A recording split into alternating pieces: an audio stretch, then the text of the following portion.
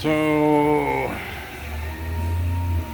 this is what happens when you do a complete AC repair job on a Buick Enclave. You gotta tear down the whole front end, just some parts of the vehicle everywhere.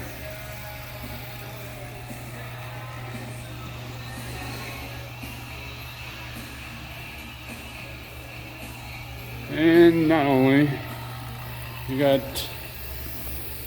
to tear down the back end so you can get to this guy right back here. You can kind of see that in there, a little junction in there. So yeah, dual climate rear controls on this beautiful Buick 2011 Buick Enclave.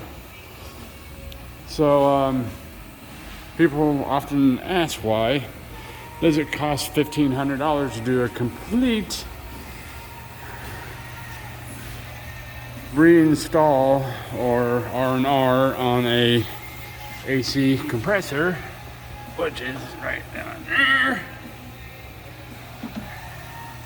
And then you got lines way back in here. You can kind of see them way back in there. And then you put in your condenser and, just take the whole fucking thing apart.